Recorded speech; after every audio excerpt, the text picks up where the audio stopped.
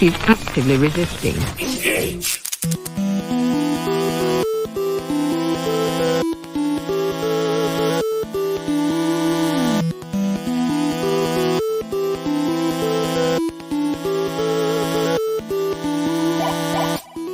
Citizens of Earth, gird your loins and open your minds. You have now willfully submitted to the Party for Prosperity and Supervillainy.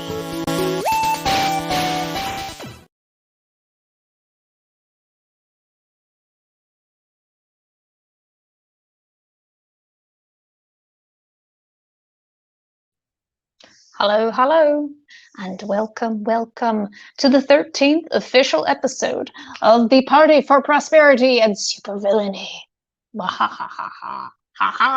We're in an entirely new location this time, or at least I am. We're currently in the office because I am going to try some crazy screen sharing things today.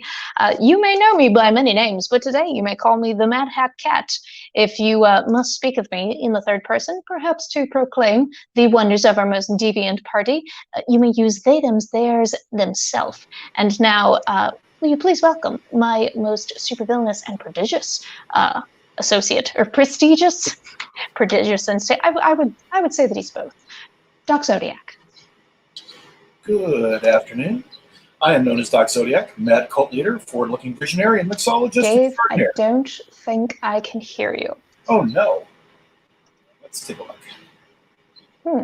I am unmuted. I am ready to go. So It says that your mic is on, but for whatever reason, I can't hear you. okay, you might have your monitor turned off. Heck. If anybody is watching, if you could tell me which one of I us can is just tell actually- we're going to be full of technical issues today. It's going to be one of those days. Well, Please bear with me one moment whilst I try to figure out what's going on.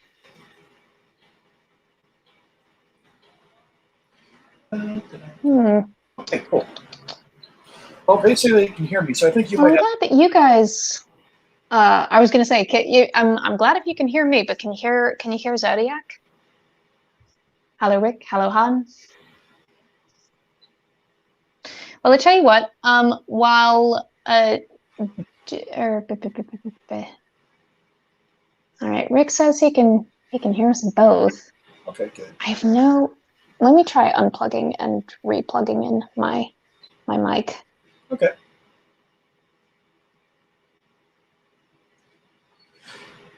Say something, Dave. Okay, something. Can you hear me? Oh, fiddlesticks. That would be no. All right, I tell you what, I am going to try one more thing. Okay. Dave, you can go ahead and read out what our topic is today. Good. The whole little chunk in our show document that says what we'll be discussing today. Go ahead and do that. I'm going to go off cam and off mic for a second and try to reconfigure this. Oh my God, who made me a solo act in this thing? All right, so anyway, you're going to have to put up with me for a moment, and for that I apologize. So we've got a lot of things slated for today, and I suspect we probably won't get to all of them, or we won't get to spend as much time on them as I'd like, but, you know, here's the list. Some tips on consuming, fact-checking, processing, and sharing news media. The death of George Floyd in 2020 in Minneapolis, Minnesota. The trial verdict and forthcoming sentencing of the person convicted of Floyd's murder. Former police officer Derek Chauvin. Resources to learn more about fatal police shootings in the United States since 2015, and a non-exhaustive selection of black YouTubers who create very thoughtful, educational, and experimental content on, and among other things, the Black experience in the United States, racism, colorism, and systematic white supremacy. Okay, that's a pretty full slate, but whether we hit all these points and whether or not we're able to give them the time they deserve, there will be an enormous list of links below in the show notes. So anyway, with that in mind, let me see. Needless to say, it's a very long and complicated series of issues that we have kind of put ourselves in the middle of trying to at least discuss. And moves entered lunch. It's not bad, huh? Yeah, consuming news media to me has always been a situation of trying to triangulate what the actual Hey, Dave. point Trying to is. say something. Yes, can you hear Can me? you hear me? I can hear you, but I can you hear do not bloody know. I'm going to try switching my headset. I'm so sorry, you guys. This was working fine 5 freaking Seriously, minutes during ago. sound check, everything was great. But it being lucky episode number 13, apparently that's when the gremlins showed up and decided to screw up things. Let me see. Again. Oh, and it's just me again. I am feeling both a little kind of privileged to be the only person on the screen for a moment, and also a bit terrified. Thank you very much for putting up with me while we sort this whole mess out. Quick side note, things I have to do relatively soon is drop off a new microphone to Kat, because I discovered a... Can you hear me here? I can hear you there. Can you hear me? All right. How about I now? still cannot hear you, and I have no flippin' idea why. Well, keep vamping for one more minute while I exit the stream and add myself back in. All right, we're going to try this again one more time. From the top? Probably not. Please, dear God, not from the top. So here I am trying to be entertaining and stuff, so you get what you get. Let's see. Before we begin, everybody have a cocktail. Ah. Ooh. You know what? That is a All great right, I've added myself back in, and I still can't hear you, so Doc, I am going to remove you from the stream and bring you back in. Okay. One moment.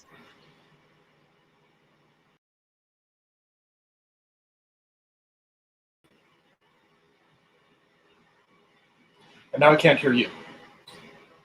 I'm going to laugh if she can hear me now.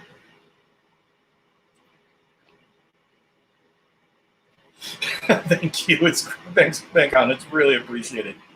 I feel very odd because usually I am a spoken word performer on stage telling stories and this and that, but here I am just kind of sitting in a lounge chair doing my level best to fill the time while we sort out what the technical issues are, which actually in a strange sort of way is like... I am still not able to hear you. I may just have to have you take the lead on this for a little bit. You've got my notes in front of you, and if you go to the show description, you can see the WordPress webpage that I put up that has the show notes, and you can start looking at some of the media fact checker and bias checker resources, and going through some of those and maybe talk about your experience using them if you have it.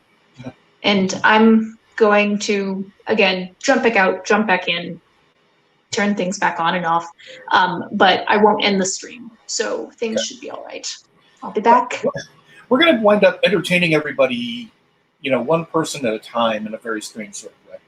One of us will be on, the other person will be off. We'll see how it goes. Still can't hear Kat. Sorry. Where were we? Oh, right. Triangulating the news and fact-checking. The problem is that for me, I can sit there and try to fact-check the news early and often. Factcheck.org is particularly good. I enjoy Snopes. But one of the things that I always do, especially if there is a piece of news that somebody is spreading around and it's oriented in a particular way that absolutely hits me in all of my personal prejudices, I start looking that sucker up immediately. That is the one thing that I try to tell everybody to not trust when you're getting your news. And that is the idea that somebody out there is writing memes or writing information in such a way that it's either slanted or tilted to tell a particular story, or could just be an outright lie. But they're doing it in such a way that they're trying to hit a particular audience. Sorry. The idea in chat, Kat just said, seriously, what the absolute tits? And I'm like, I used to work as a bouncer at a strip club, and that pretty much was absolute tits at that point. I certainly appreciated it, but it was awesome. And an awful lot of press. Where was I? Right, triangulating, fact-checking, information, all that good stuff.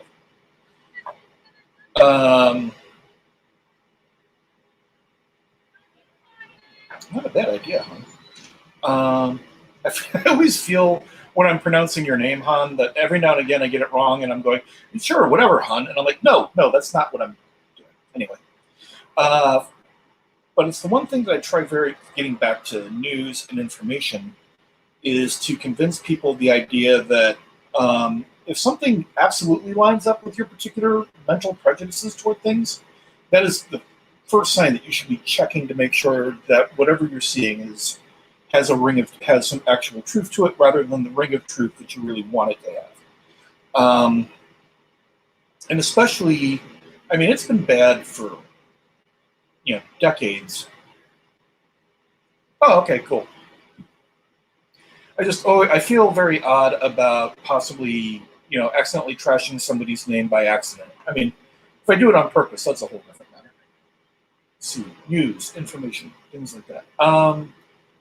There is a massive growth industry in spreading bullshit in our society, especially on the internet, especially through social media.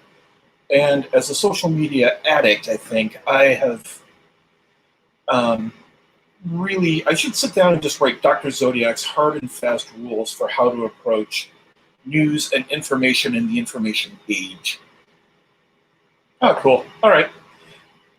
If you're not watching chat, Han said, it's not my real name, so I don't mind. I'm like, okay, that's cool. But, first of all, if anything lines up perfectly with your prejudices, if anything is designed specifically to inflame your overall sense of what is right and what is wrong, anything that really kind of reeks of a predetermined bias, immediately start looking to. The first thing I do is to go out, start doing searches on that particular piece of news and try to sort out, does this have any truth to it whatsoever? Or is this just a bullshit story that's being passed around through odd bits and pieces of what I like to think of as fringe media, especially in the era now of the total insanity that is QAnon. And while Kat is not here, I am going to pimp a podcast that does a really good job of taking on that particular phenomenon, but also talking about ongoing disinformation that happens all around us all the time. If you've not seen or not listened to QAnon Anonymous, it's a great podcast where they really kind of skewer both the mythology of QAnon, point out the absolute kind of patent absurdity to it, but also talk about where a lot of the sources of that come from. Okay. Again, anybody who's not watching the chat, Kat said, my laptop is playing Dave's audio, but nothing is connecting the two. And the funny part for me is that with that, I'm like, I'm an AV computer audio studio guy, and if I was there, I could probably sort it out in about 5 seconds. But trying to do that sort of thing remotely is also the bane of my existence. Quick moment. Speaking of being a master mixologist.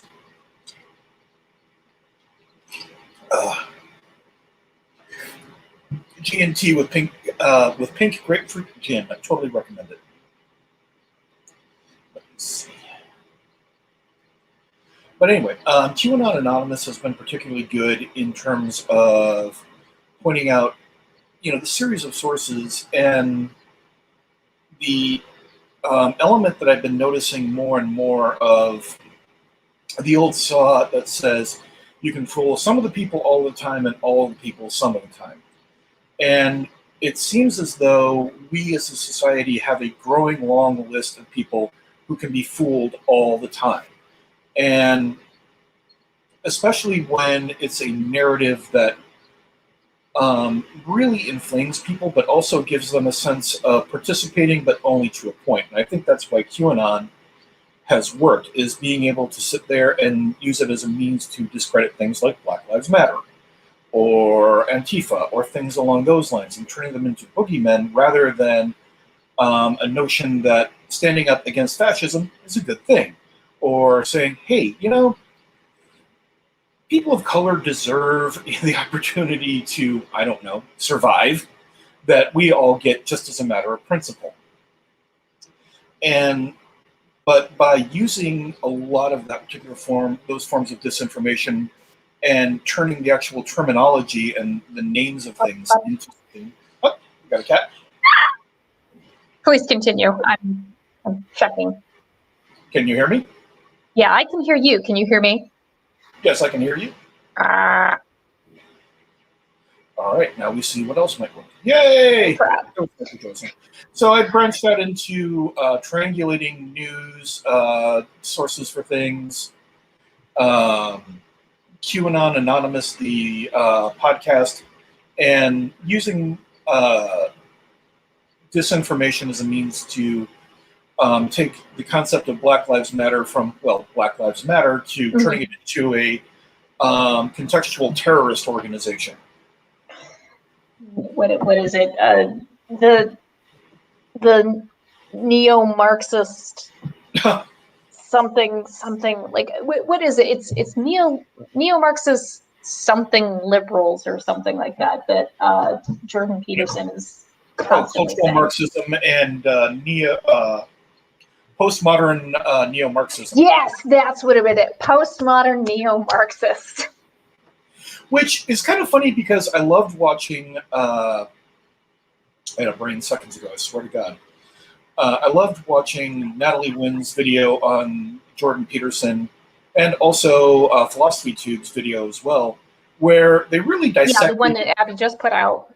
Yep, they just dissected those terms to show these are actually meaningless terms.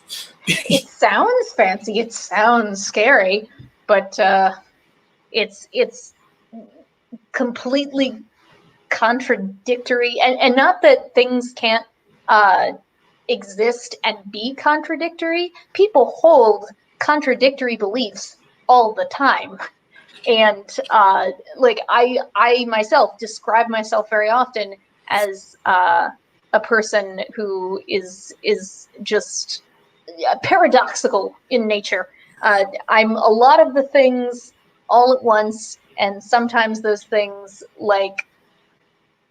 seem to be very contradictory. Although when I describe it, it's usually more for like fun and funny type of thing, rather than like trying to scaremonger.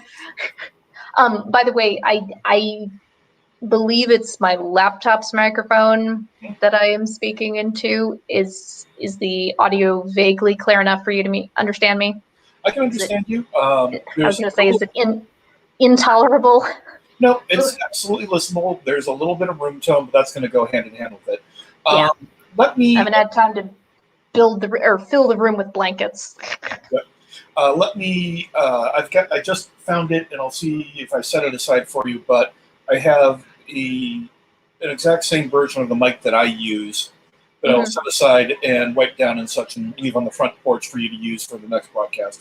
Well, I actually have my Blue Yeti. The reason that I haven't been using it is because I have been running the stream from my phone rather than from my laptop. And right now I am doing video of me through the phone, but me hearing you and me speaking to you is going and coming from the laptop. I've made it unnecessarily complicated is what it is. The whole reason that that everything is so kerfuffled, by the way, is because I wanted to do some screen sharing stuff today. One of those things, I was going to save it for the end. I just wanted to throw up just a tiny little clip from the end of last week tonight's episode. I want to say it was entitled Police. I'm going to double check myself on that. But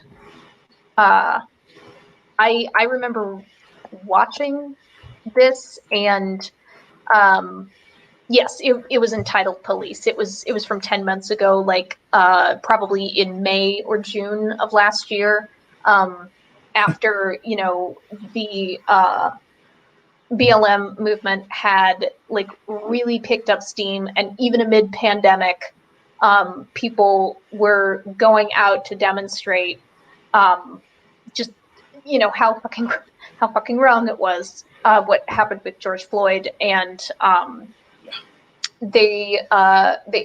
John shows a clip at the very end of that of someone who I believe actually was in Minneapolis, and I cry anyway during that episode. Not that that's necessarily an indicator of good journalism, one that induces tears. But I don't know how almost anyone could get through watching that the clip of that woman. If I can find her name, I will attempt to actually include it. But she is being very animated in her gestures. She's speaking very powerfully, and I know that some people might look at that video clip and say, and see rather, someone who is being overly aggressive, someone who is, being uncivil. Well, the word uncivil, I think applies appropriately. Her name is Kimberly Jones. She is the co-author of "I'm Not Dying with You Tonight." Yeah, "I'm Not Dying with You Tonight," Kimberly Jones. I'll put it in the show notes. Okay. And like I said, you guys, I actually did publish that WordPress page. Hopefully it is running okay. And I will be going along and including, or like it's a show notes in progress, but I've got a good chunk of stuff on there already. But yeah, Kimberly Jones, author, co-author of "I'm Not Dying with You Tonight." But yeah, like I was saying, I could see how someone, let's say like my mother, we'll use my mother as an example, who is a kind, warm-hearted person. And I wouldn't call her like a diehard Republican, but she is definitely attached to the label, I think, and pretty much always, as far as I am aware of, just like straight down the ticket, R for Republican. And I don't know if she still holds this position, but was, I'll be generous and say doubtful about the effect, or rather the amount of an effect that humans are having on climate change. And that like left me gobsmacked when like it just randomly came up in conversation, and she says, I'm like, I'm sorry. And I didn't actually say this, but I was like, I'm sorry, are you a climate change denier? And I have never known. I don't know how, I never knew that. But also, why and how? You are a woman of the academics. You were. It was impossible. I didn't understand. But for her, hearing her talk about people demonstrating downtown last year she the police curfew had been put in effect in the downtown area in the old market, she was telling me, don't go down there, and she also said something. I think she said something about the demonstration at 72nd and Dodge, and she had definitely been watching Fox News, as she does. I don't think she is like watching it all the time. I don't think she's totally invested in it, but like that's kind of her main news source. I think she reads some things online as well, but I don't know about her journalistic preferences in text. Only her TV news. And she was using the term rioters rather than demonstrators and protesters.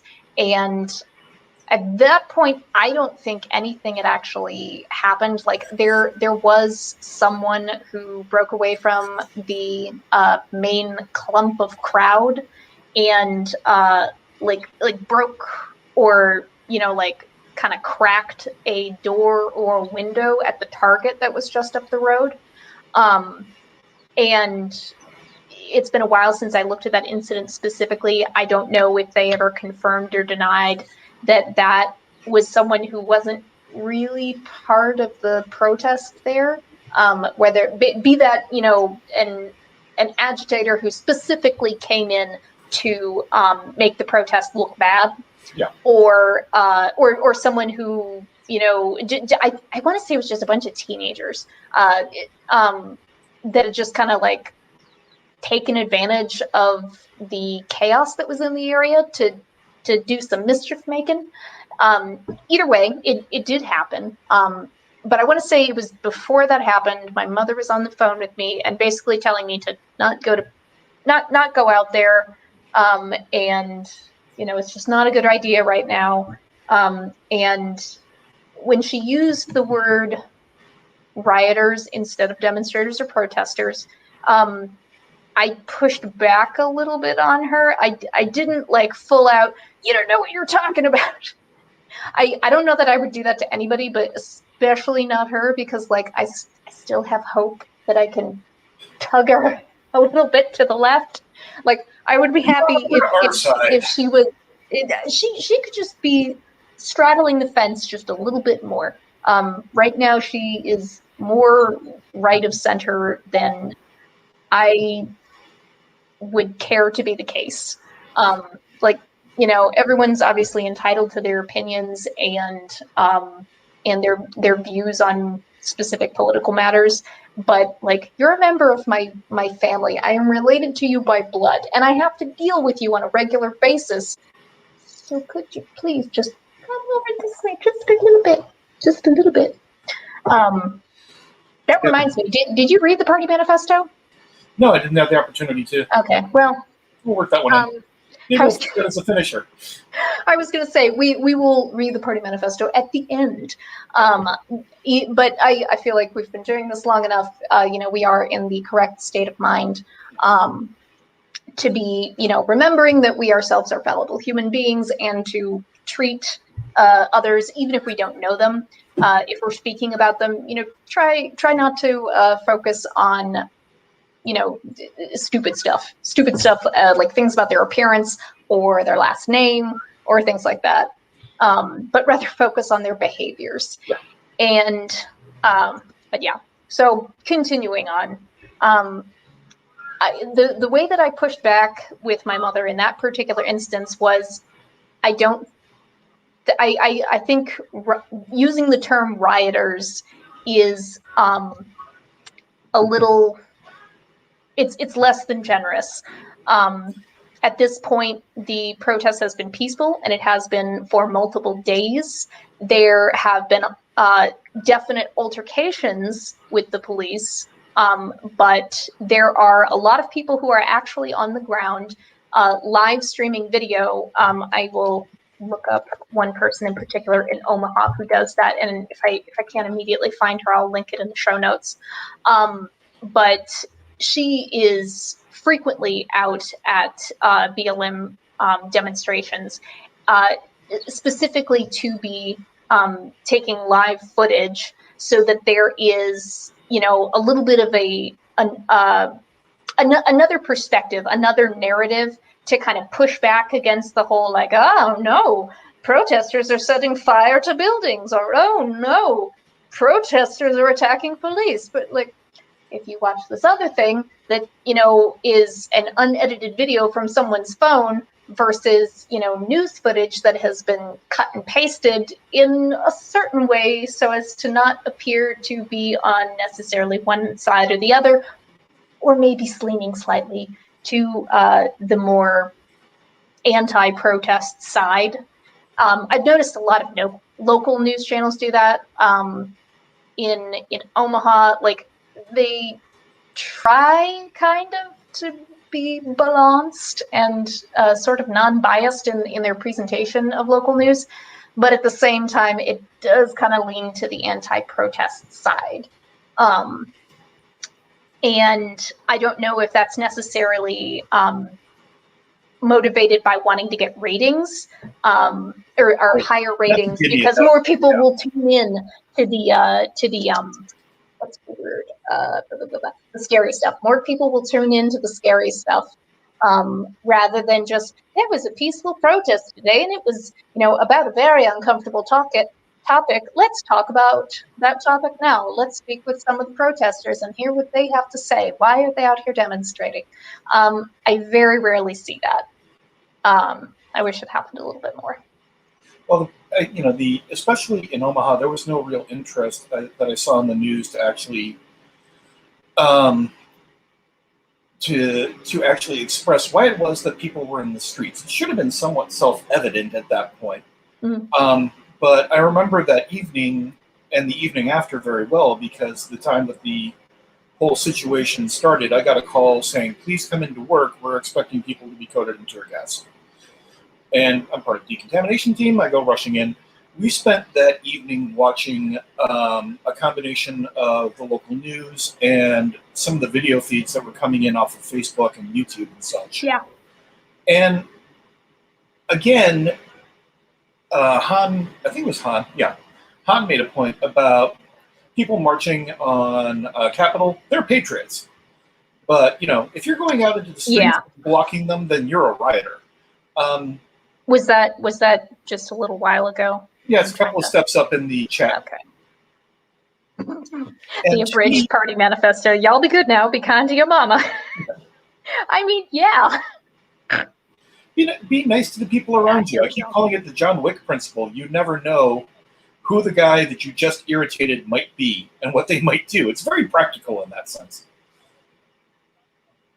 But we were sitting down and watching the entire situation kind of unfolding. Mm-hmm. And the thing that I noticed was, by and large, like the overwhelming amount of the crowd were there to sit there, make their voices heard, et cetera, et cetera. And there were, I remember seeing in the old market, 2 or 3 people who were smashing windows and breaking into places. Yeah. But then the rest of the crowd was going, the fuck is your problem?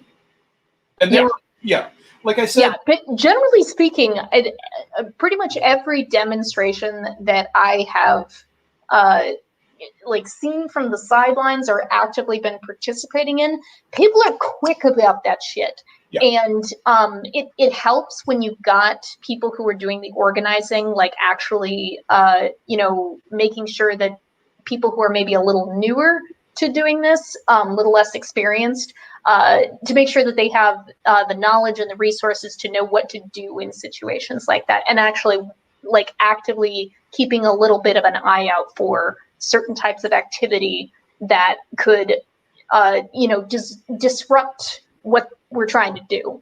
Yeah. So that's helpful. Yeah, it's almost as I was pointing out there's 2 different elements that I tend to think of with this. One of them you pointed out, which is the people are like, hey, everybody's out on the street, let's wreck some shit, because I've just been wanting to wreck some shit. Mm-hmm. But there's always, I've noticed, and I tell this to any group that I know that is going to be doing a demonstration or a protest or whatever. Mm-hmm.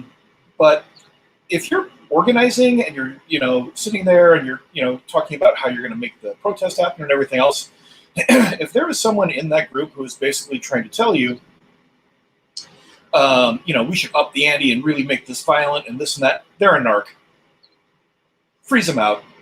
And then tell every other person that guy's a narc.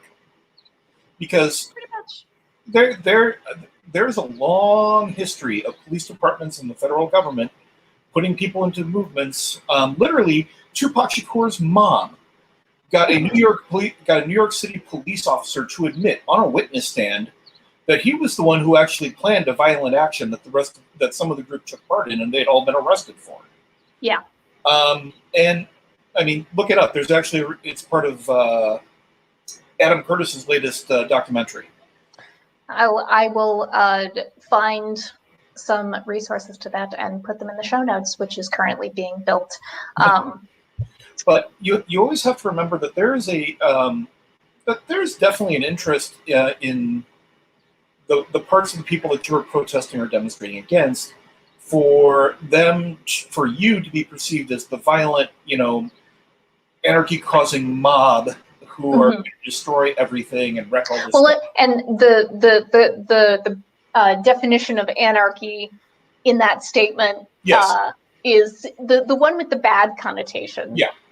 to me, when I think of, I tend to think of anarchism as a form of social organization that's that was spelled out in Bakunin's Stateless Socialism. Mhm. Anarchy is a descriptive term, is what happens after your team wins the Super Bowl. Yeah. People Well, have this brief and impression. honestly, I suppose it could go both ways. You've got, the bad anarchy, where, anarchy means no leaders without leaders. In the bad way, everything is just aimless and unorganized and chaotic. In the good way, a lot of protests really don't have leaders. It's a pretty what's the word I'm looking for? Lateral? Is that the lateral power structure, basically? And Yeah, kind the idea of that there's- the group governs itself. Yes. And obviously that's a lot easier to do in smaller groups. Once things get, really, really large, and you've got a whole lot of people, it does become, but then you've got, again, your pockets of people within the larger group in your smaller pockets, and they all kind of govern themselves. And, if there's anything, untoward happening, something that is going to be damaging to news coverage of this, that pulls the focus away to, like, yes, I don't want there to be property damage for folks who own small businesses. Landlords, maybe that's another story. I have slightly different feelings. No, But none. Hello, nice people who rent me my place. I didn't say anything.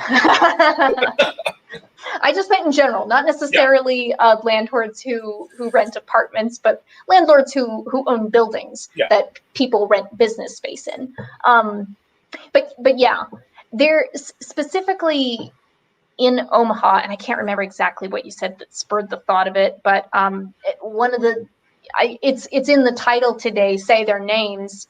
Which is a slogan that has been used by BLM activists for a while now. And one name in particular that is probably the closest that I have ever experienced this, like on a personal level, rather than just as a kind of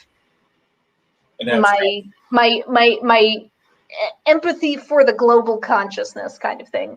But James Scurlock was a protester who was out for demonstrations after George Floyd's murder.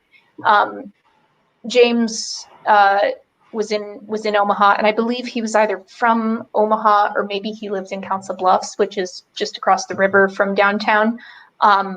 But he was killed by a man named Jacob Gardner, who was a local bar owner.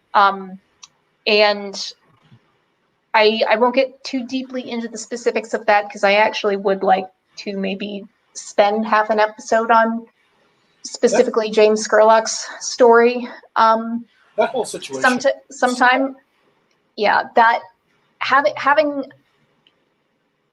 seeing everything that was happening, and I did find the footage that I was getting. I'm gonna say her name wrong, and I'm so sorry for it. Zayela. I want to say it's Zayela. Zayela's Live Media. It's on Facebook. I'll put it in the show notes. And she is just out there all the time, and she's got other people helping her as well. Not only doing live streams of protests that are happening, but also I believe that she has done kind of like Abby does, sort of a post-mortem stream with other people in the community, so that they can, talk about things like into an actual microphone, and be talking about things in a little bit more detail, rather than relying on just kind of the visual largeness of a protest, but bringing it back to a little bit more of an individual basis for folks to watch as well. But yeah, watching all of that happening, not just across the country, but specifically in Omaha, there were a lot of really, really hard days, and like it's in the ticker banner right now. Like, you need to take a break sometimes, because you can't consume everything. You can't personally be responsible for learning all of the information there is to know. You know, don't let yourself off the hook and just say, well, you know, I'm just one person. What can I do? It's good to take spend the time and energy to learn about these things. But also, I think it's important to watch that footage and sit in that discomfort.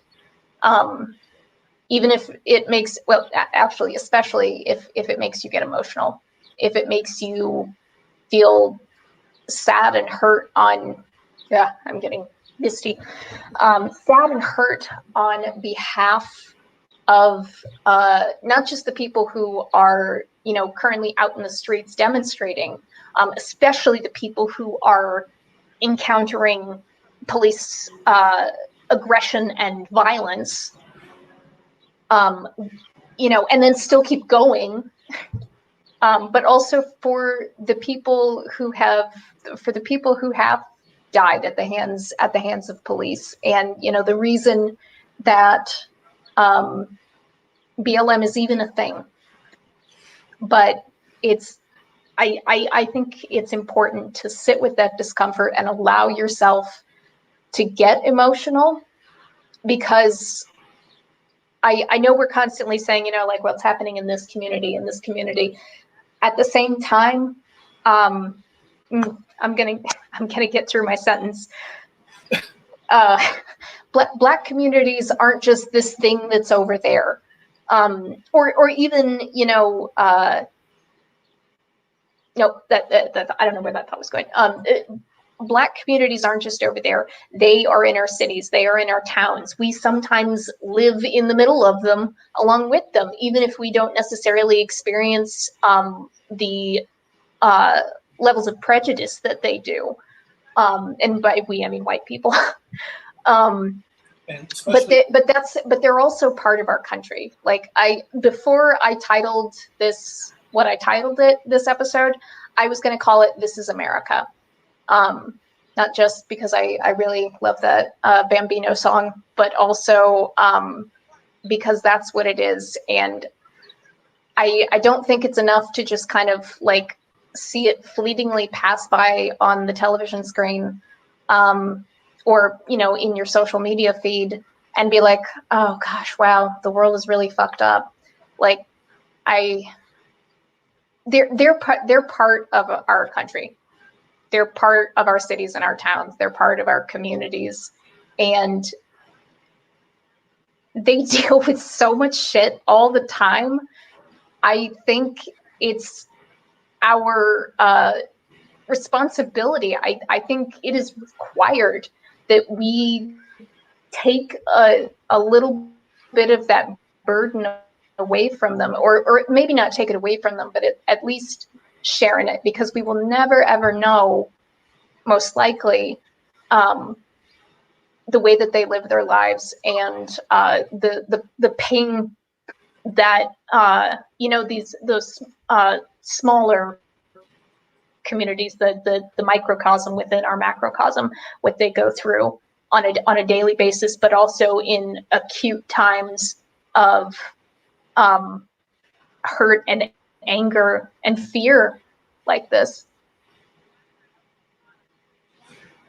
For me, it was there's an ongoing element, something dating all the way back to, for me anyway, the early 90s, and it was for a kid coming from, you know, rural Wisconsin who had spent a lot of time hanging around various and sundry up until that point. I moved to a neighborhood in Milwaukee that was arguably, I mean, the rents were cheap for a reason. And Milwaukee, much like Omaha, is a remarkably segregated city. Yeah. And pretty much by design. I mean, somebody at one point in time had told me that basically there's a conscious effort in Omaha to keep African Americans to the north, and then people from, you know, I don't know what the proper term is, but Latinos to the south, and then all the money basically gets to go west. And that's, pretty much how our city works. Yeah. But I moved into this neighborhood after, getting my shit together after doing some really, really dumb shit. Okay, thanks, Richard. This could just be a hang up in the server somewhere. But I'm in that neighborhood and I'm trying to earn a living at that point in time and not having a whole lot of luck finding a job. But I did find myself becoming a package carrier for a lot of people in town, and I had one of the weirdest moments of my life as a result of that. Because I'm basically walking down the street, and I know for a fact that I'm holding. I'm not looking in the package. I'm trying to maintain a certain degree of, anonymity. Oh, okay. But as I'm walking through the neighborhood, there are two Milwaukee police officers who have an African-American man braced up against the car with a drug-sniffing dog, and I'm just sitting there going, oh, God, I'm busted. I am busted beyond belief. Because I go walking past, and the dog loses his fucking mind at my package. And I'm like, be cool, keep walking, don't do shit until the police tell you to stop. So I just keep walking. But the police were so wrapped up in busting this African-American man, they didn't notice the white guy who the dog was losing his mind over carrying drugs for. And I think that is a part and parcel of, and it's a really interesting microcosm of how it is that our society works. That you're automatically, if you're a person of color, you're automatically, at risk of being under suspicion for damn near anything. Or you are what many would consider, or I shouldn't say many, well, maybe many, you decide, a acceptable target for people in authority to basically vent their bad day on. And this has been such a systemic element of our society that now when we actually protested, people are basically saying that we are protesting society. And in a way, we are. It's time that we sat down and had a reorganization. We have to sit down and come to terms with the fact that we have treated people of color in this country unconscionably for centuries. And we kind of need to own up and say things need to be restructured. Let's start with the cops. The way that we enforce the law has an impact on how it is that the law impacts everybody around them. Yeah. You're infinitely more, likely to get busted just driving around if you're a person of color than if you're me. White cis male, I'm on top of the American food chain. And I find it, and here's where I find myself in my disconnect from this. I have 100 different things that I want to say, but I am not a part of that experience. I haven't lived with that my entire life. I've witnessed it, sometimes really up close and personal. But it has never been an integral part of my life the way that it has been for millions of people. When the LA riots broke loose in the early 90s, there was a comment, I can't remember if it was Chuck D or Ice-T who made the comment saying, look, if you'd been listening to our records, none of this would have been a surprise to you. Yeah. Because it was such an integral part of the experience of being a person of color that you're going to get hassled by the cops. The idea that, there wasn't an LA riot every year after witnessing some of the stuff that I saw completely blew my mind. I have a relative from Northern Ireland. We were talking about, at a certain point in time, if you've been oppressed long enough, you're done. And slowly but surely, we have to sit down and own up to the fact that there are perfectly valid reasons for people to be done with the way that our society handles these situations. Okay, done rambling. Sorry. No, it was all good stuff. Yeah, the history of law enforcement, specifically police, because law enforcement isn't just police. It's also detectives. It's people who work in the judiciary system. It's people who work in the penal system. And honestly, all of it needs to be restructured because it was basically for the vast majority of it, designed specifically, at least in the South, that it was designed specifically to hinder people of color living out in public and accessing the same public things that that white people could. That goes for, you know, something in this century anyway, restaurants, department stores, you know, sometimes like you could go to a movie theater, but you had to go in through the back if you weren't white, or at least visibly white, white passing, as they might say. Thank you, Han. Or both of you. Anyone who's listening to my audio and checking to make sure it's synced, I appreciate that. And I appreciate your patience with this. So take me back, Dave, to the beginning, and tell me, like in our little list of things that we probably won't hit all of them, but you know, we'll get to as much as we can. That list. What things did you mention? All of them? Did we go over any? I read the entire thing. Okay. Okay. We've gone through tips on consuming, fact checking, processing, and sharing news media. Very good. The death of George Floyd and the related protests, et cetera, et cetera. And getting to the trial and conviction of Chauvin. Mm-hmm. Look, okay, is it a win? Yes. But it was a win that was over something that was so incredibly flagrant that there was no way that any sane person couldn't look at that and go, that was murder. Well, and like even taking away the context of the legal process there. Actually, no. You know what? I do have a little bit of a fucking. I've got Spitfire in my throat now, and I gotta get it out. Otherwise, it'll burn me alive. The legal process. Okay, Derek Chauvin got a trial. And whether or not he's imprisoned for a few years or in prison for life, he got a trial. And George Floyd did not. What was his alleged offense? That he was trying to pass off a counterfeit 20 as legal tender. Okay, fine.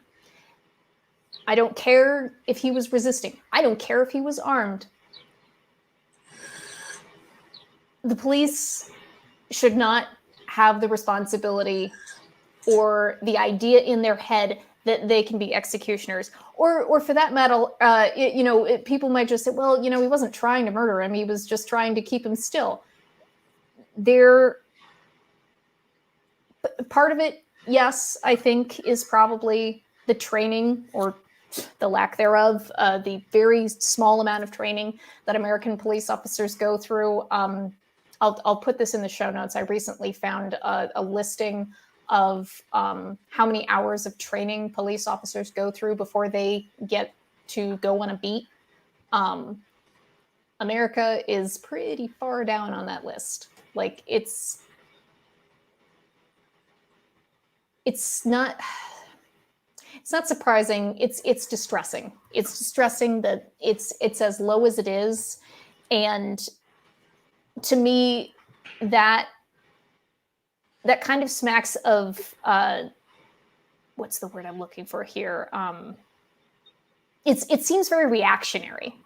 It seems like, well, we got to get them out there now. We don't have time to like go over a bunch of stuff because the things need to be taken care of right now. We got to get them out there. We got to get them out there. And that sense of panic, I think, could be assuaged a little, you know, if, as a lot of people are trying to advocate for, you know, through BLM and other avenues, or hell, even organizations that are focused on the abolition of police in the United States, whether they want them gone forever, whether they want them gone so that we can rebuild from the ground up. Doesn't matter. All of them are fighting for not just better training for police officers, but more funds to be going to preventative measures to crime. More access to mental health care, and more funding for schools that are in historically segregated areas, like in Omaha, we have North O. And yes, there are magnet schools here and everything, but that's not the same thing. And there are other things as well. I'm a little, my blood sugar is a little low, so I can't remember all of them that I was going to list. But so not only do you have underfunded preventative things here, things that could prevent crime happening in the first place, but also panic is, as someone who regularly has panic attacks, you feel it and it feels real. That doesn't necessarily mean it's valid. It doesn't necessarily come from a place of reality. It is sometimes going off of bad information.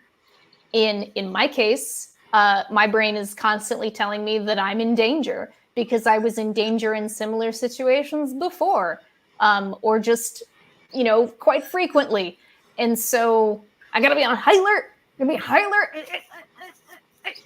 But that's bad information, brain, bad information. Stop going off of that information. Take in the information that's actually right here, right now. But I think it's a similar kind of thing. Does any of what I'm saying make sense? I understand. It's really difficult to not get wrapped up into a moment with that.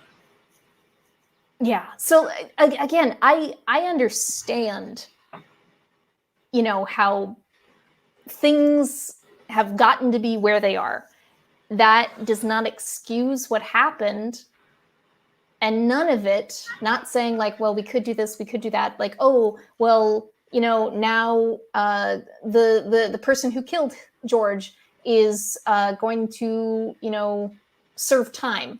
And I don't know, maybe it'll be sentenced to be in a prison where it's the case in most prisons, but there's usually a higher prison population of Black folks and other people of color, as opposed to white folks. But like specifically put him in a jail, and maybe someone would say that that's retributive justice. It's an eye for an eye.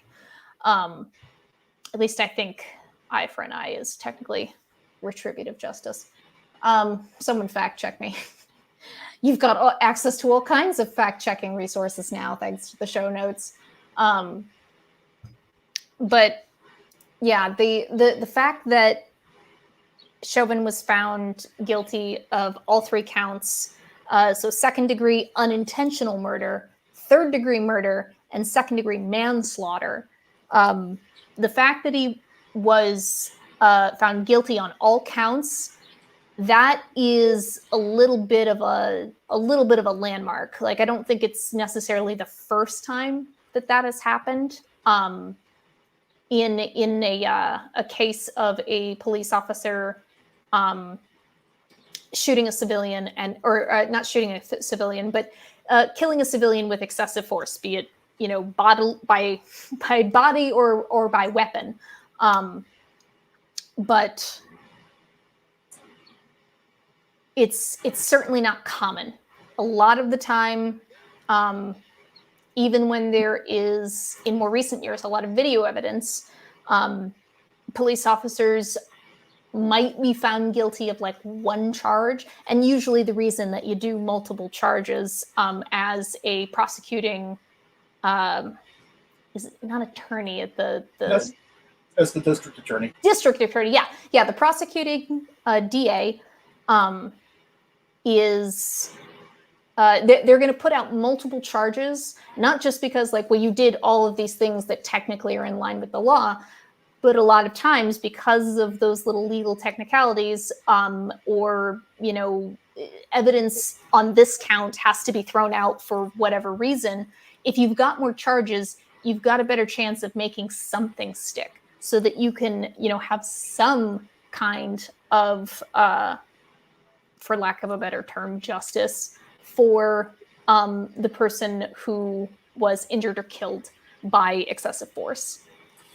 Well, I think I was having a conversation, listening to you and having a conversation with Han at the same time, talking about police training and such. And I think, there is something about police training and the means and methods of how things get handled. And also, if I, might be bold and say, the sort of people who sign up to become police officers. I was having a conversation with a friend of mine, and I'm like, if I was a HR person for my local police department, the first thing that I would actually ask to see for any candidate is their high school disciplinary record. Because if you were a bully all the way through school, and now you just want to be a professional bully, I will not let you be a cop.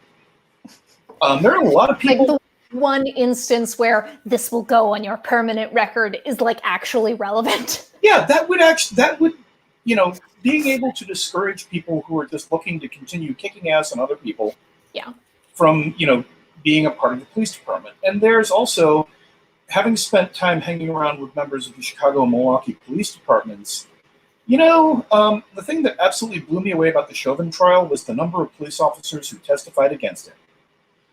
Because those guys... I'm glad that you actually watched it. I haven't been able to bring myself to watch it yet. It's like, the people who are doing the training and the immediate boss and a bunch of other people came out and said, this is, incredibly flagrant. There is no excuse for what it is that he did. And the key element here is that was the part that blew me away, because cops have a law of omerta that, like, the Sicilian and Russian mob would be pretty fucking proud and happy to have. Yeah. They don't talk, they'll sit around and talk about stuff in a bar all the time, but they are not going to rat on each other. Nope. They're...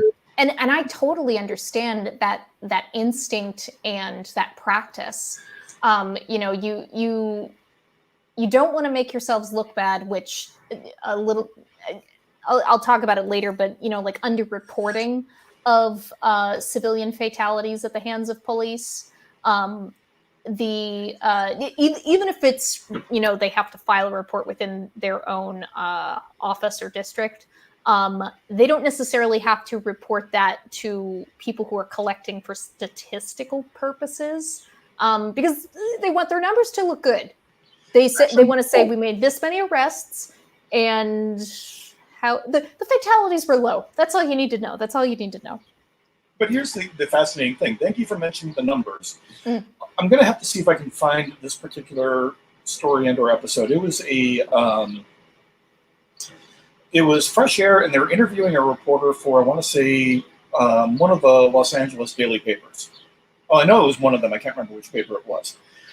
But he was talking about police shootings, and he had done a long series on police shootings and then filed a whole bunch of information requests and this and that. The thing that I found the most illuminating, and it tells you an awful lot about the way, who the bad guys are. Okay, I know one part of this number is correct. I don't know how correct the second part is. So I'm going to undervalue the second part. 10% of the Los Angeles Police Department accounted for 70% of the police-involved shootings. Let me say that again for the people in the back. 10% of officers accounted for 70% of the shootings. And that, if you sit there and those are the people the first thing they're going to do is go for their weapon. And if I was a training officer, okay. And also, by the way, he exempted SWAT from that. He automatically took them out of that picture because it was representative and skewed the sample. Oh, yeah.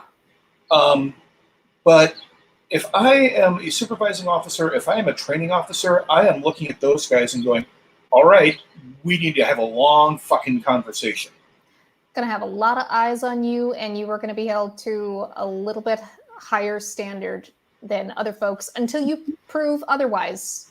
That you can be trusted, that you have a mindset that is more focused on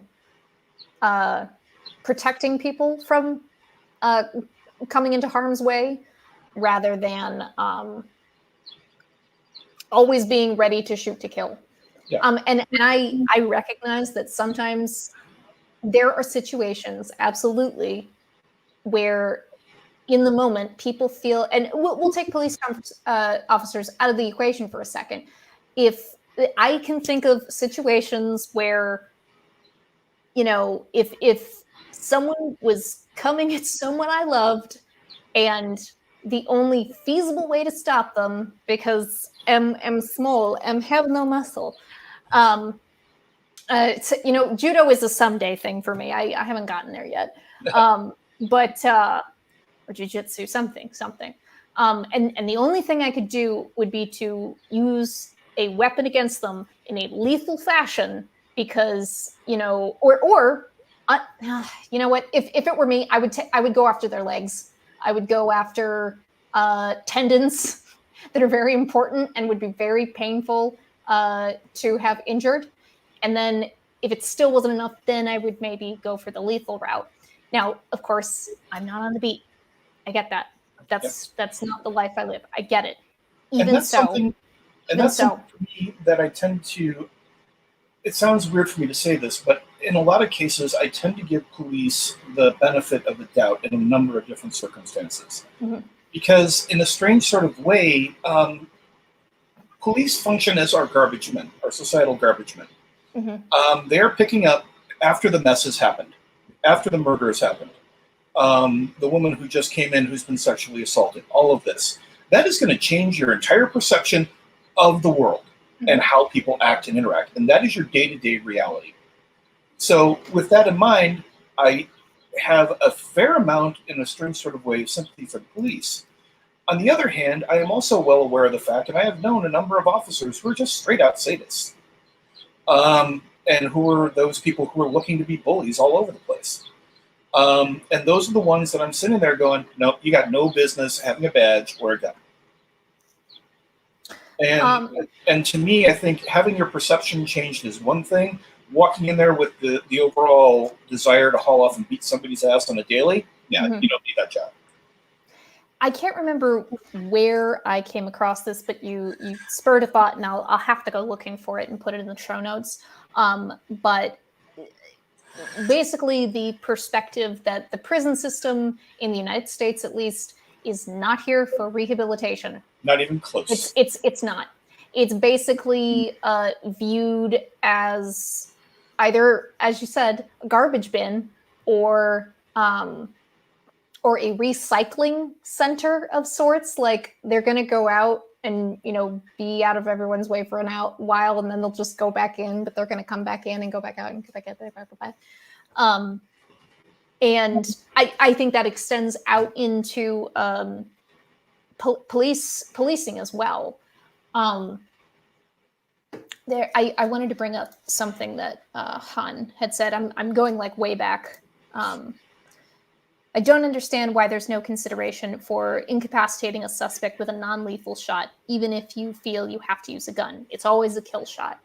I think that's a very good thing to think about. So I don't know what every single police department in the U.S. What the vibe is in their training. Literally read the comment that I put underneath it, because that is that is the way that every police department yes. It's the biggest target, and it also produces the bullet of passing through and killing a bystander. Yes, exactly.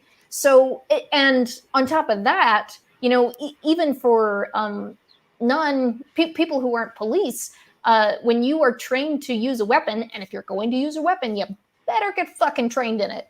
Do not just go get a weapon. I don't care if it's a prop or the real thing. Get trained in how to use it, please. Don't hurt yourself or others. The first thing that you fucking learn, always assume that a gun is loaded. Always. Doesn't matter if it's yours, doesn't matter if it's somebody else. Always assume the safety is off. And then do not pick up a gun unless you intend to, or don't pick up a gun unless you intend to shoot. don't intend to shoot, or don't shoot unless you intend to kill. And that's how a lot of people learn it. There are not a lot of people that I have encountered, and maybe you can shed some more light on this, if you have any, if you have any official firearms training. I have unofficial firearms training, and not very much of it. But it seems more often than not, like you said, you go for the big target so that you have a better chance of hitting, or making contact, and there is less chance of it damaging something that's not your target. Go ahead. Yeah. So yeah, I had to take a concealed carry class many years ago. I haven't taken one in Nebraska. Having moved from Chicago and Milwaukee to here, I still have not felt a level of threat in a neighborhood around here that made me feel like I should be carrying a pistol. I lived in those two cities during the height of the crack wars, so back then carrying a pistol just made good sense. Mm-hmm. But when you were training to carry concealed, you're also trained to understand that a bullet does not just stop and does not, if you miss. A bullet will keep going and hit something. It could be a person, it could be a building.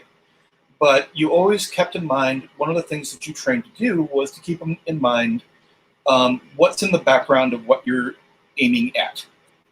Are there people there? Is there somebody really close and back behind? If not, hold your fire and change your angle. That is something that, you got taught over and over again. So the first thing you do is get a broader picture of what you're doing and then narrow it down to your target. Mm-hmm. And, that's something that everybody that is officially trained with a firearm is taught. Please be aware that, there's more than just the person that you're shooting at. Yeah. And to me, that's something that, that's a key element of firearms training. But one of the things that I don't think that we spend nearly as much time considering is things like circumstances of de-escalation. Yeah. Why is de-escalation? It doesn't seem like it's a priority. Well, I know that there is some training in it. It does not seem like it is instituted. It is not utilized as a priority. It doesn't seem to happen first. Well, that video that came out from, I want to say it was the Virginia State Police, Reserve Army officer in uniform, pulled over by the police, and it was for, I don't know, I want to say it was like a taillight violation or something. But he informed the police that he did not feel safe in that situation. And in de-escalation situations, there are ways to handle that. You sit there and say, I understand that. Now, for the time being, if you could just have your hands outside your window, and then we can sit there and talk this entire situation out and work your way through it. And instead, everything that they did seemed to just ramp up the tension just a little bit more. And like they were kind of trying to provoke a response that would allow them to get violent in some way, shape, or form. And that, again, is, I was still kind of in absolute shock watching this guy who, he's in uniform. He's an Army officer. He's going out for reserve duty.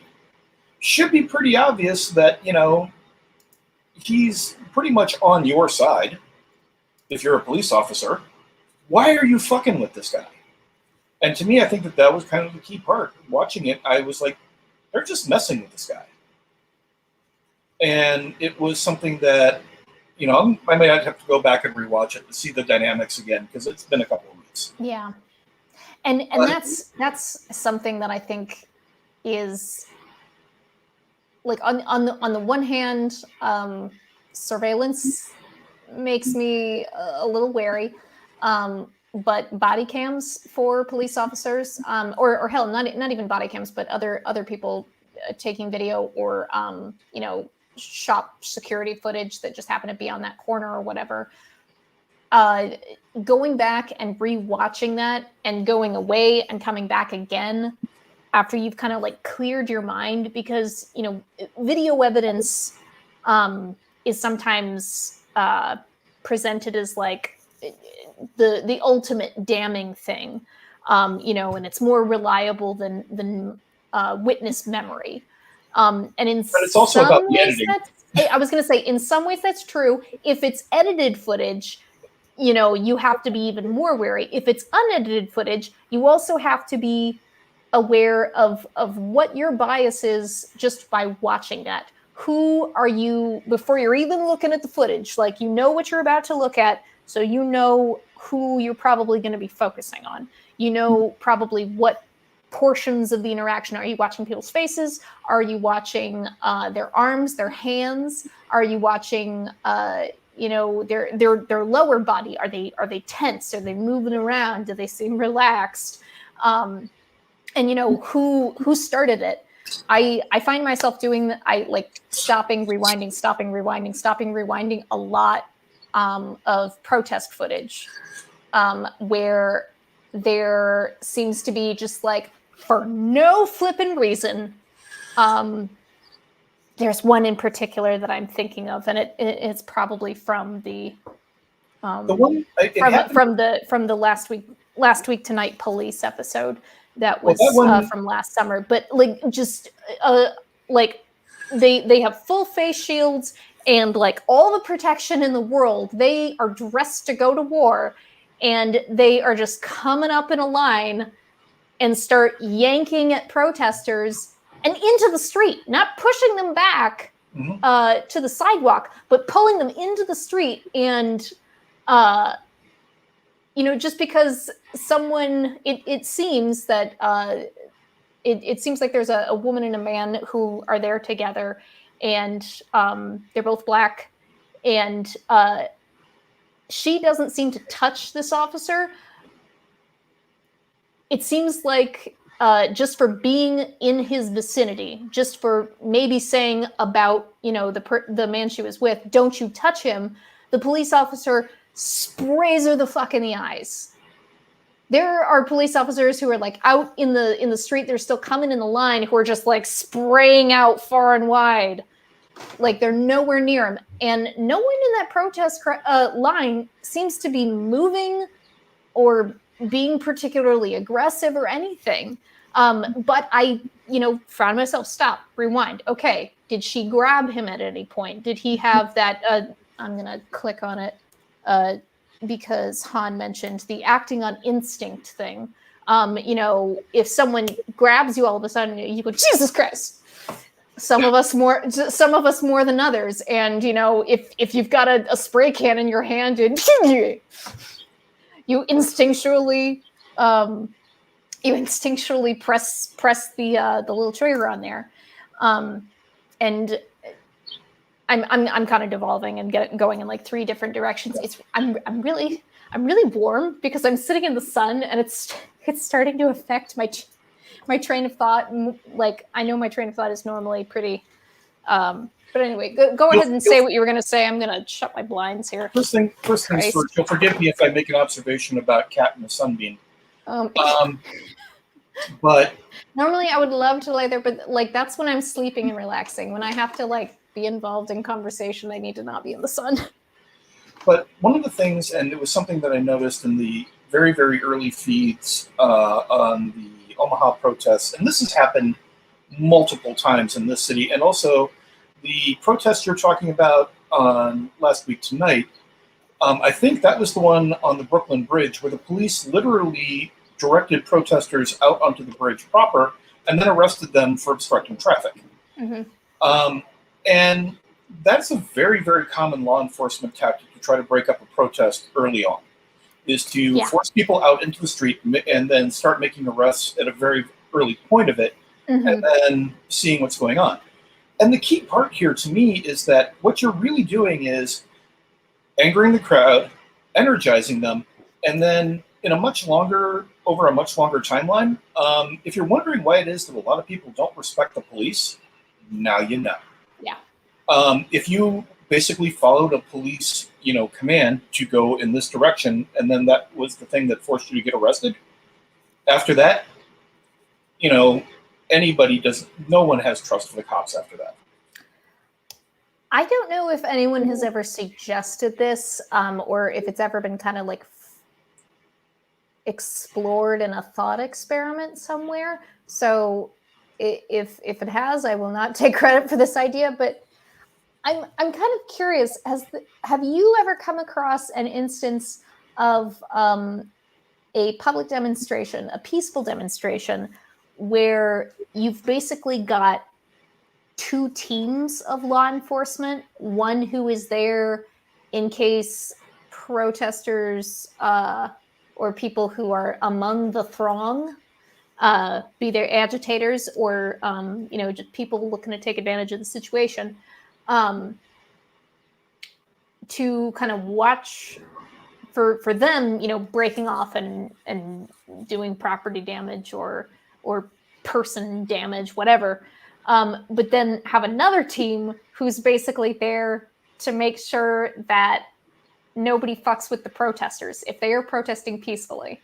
Has that ever happened? Is that a thing? I've never seen it happen. The only time I can remember there being two teams of law enforcement for a protest was actually when Kennedy ordered the integration of the Alabama schools. The FBI was escorting students. They called in the 101st Airborne. And then I want to say it was Alabama. It might have been Mississippi. Somebody please correct me if I'm wrong. Sorry. It's been a long, long week and my brain is a little fried. Same though. I would have been a lot more prepared for this episode, like as much as I wanted to be, if there had not been just a lot of things that came out of left field this week, and I was not prepared for it. Anyway. Yeah. So anyway, that's and basically they were kind of in competition with each other in that the state patrol for the state was trying to keep integration as part of the thing, and the feds were like, no, this this is a ruling from the Supreme Court. You can't really mess with that. And something when you say the FBI was, I'm confused. Was it two teams that were arriving separately with different goals in mind? Yes. What happened is the state police of the state that I am trying to remember, but my brain is locking up. Okay, so local PD. Yeah, we're doing their level best to basically keep segregation as part of. Okay, all right. System. Now we're on the same page. Before you had said integration, I was like, wait, but how? This may have been a poor choice. But the segregation. But keeping the schools segregated. I want to say it was the FBI. It might have been the U.S. Marshals. But someone from a federal level probably was there to say, no, actually, federal court or Supreme Court decision, you have to abide by this. And if you obstruct it, you are breaking the law. And you can do that if you want. Civil disobedience is a thing. But you've got to follow the protocol for that. Yeah, that means that you're getting there. At the very least, you're going to get hauled in and on contempt of court charges. Yeah. Which, by the way, on the list of things that you really never ever should do, contempt of court, because if you never decide to make up with the court or apologize for your actions, that judge can keep you there for as long as they feel like. Just, I don't know much about the law, but I'm well aware of that. I wonder. A question for another day, perhaps. For another day. Oh no! I witnessed a guy who was being brought back. I was dealing with a charge, and I saw somebody prior to me being brought in. 14 days in a row, contempt of court charge. He still had not apologized for what he said to the judge. I was like, holy shit, man! Maybe you ought to get your act together. But again, we're getting back to. And I think one key part that we are getting around in talking about the way that police officers are trained or the way that we handle law enforcement in this country is that for far too long, the police, along with trying to, keep the law in place, let's not rob, let's not steal, let's not, commit acts of violence, let's not do this. We're also there to basically enforce societal norms. There's actually, if you get the opportunity, there's a really, really good film called Bloods and Crips Made in America. and it's a history of LA gang culture, specifically the LA gang culture of South Central Los Angeles. And that there was a concerted effort. I mean, there was a really active... Lost your audio there. Oh, can you hear me now? Go back to everyone else might have... Now I'm losing you. Might have heard it, but I want to hear what you have to say. Your LA gang culture, and then I heard nothing. Okay. The gang culture of South Central Los Angeles, the Bloods and the Crips. It's a really fascinating documentary, and the first 45 minutes are about a history of the Los Angeles Police Department. Chief Parker and him basically breaking up a very, very vibrant ongoing jazz scene and music scene that was happening in Los Angeles in the 1940s because he wanted to discourage race mixing, to the point where, because of the fact that Los Angeles was a main port for troops returning from the Second World War and then later Korea, he deliberately went out of his way to look for military vets to join the Los Angeles Police Department that were from the Deep South and white. So they were pretty much already in the mindset of keeping African Americans, forgive the terminology, in their place. And I mean, you can't have a history, and as a result, you can't have a history of that sort of criminal activity or how it evolved into criminal activity without talking about how the police really did their level best to destroy what was at that point in time a very thriving and vibrant community. And so one of the first things, if I become overlord of the United States, bringing the police into line on the idea that you're there to enforce the law, you're not there to enforce a societal norm. Because along with people of color, LGBT people have a laundry list of things that they would like to bring up regarding how law enforcement has handled their lives. The Stonewall riot happened because the New York police decided to make a bust on a gay bar. All of these sorts of things, and we still have not transitioned out of that as a country. Yeah.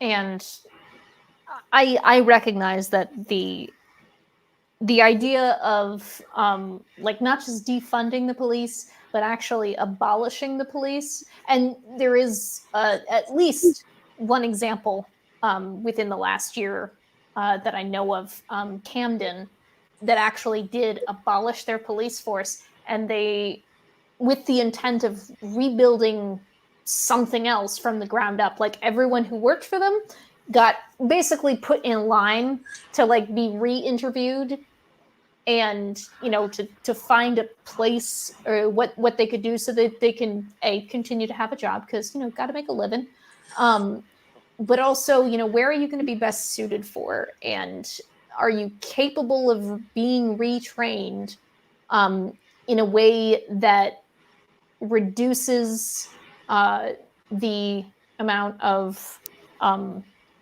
police violence against civilians.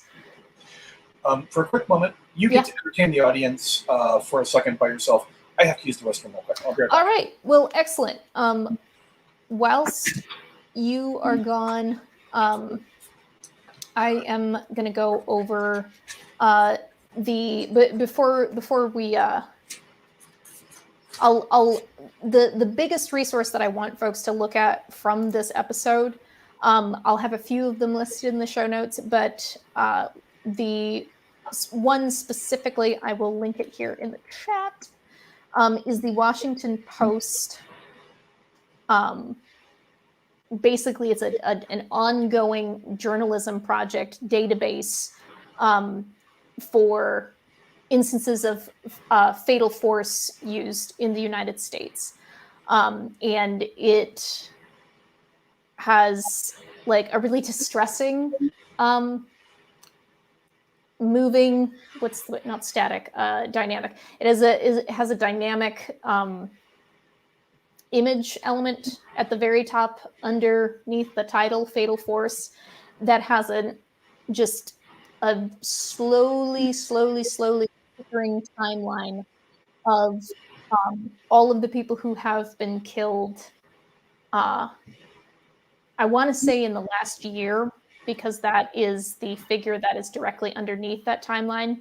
So right now, updated on April 27th, which is, I know, a few days ago, 985 people have been shot and killed by police in the past year. And they started this database back in 2015. And it was after Michael Brown was killed by police in Ferguson, Missouri.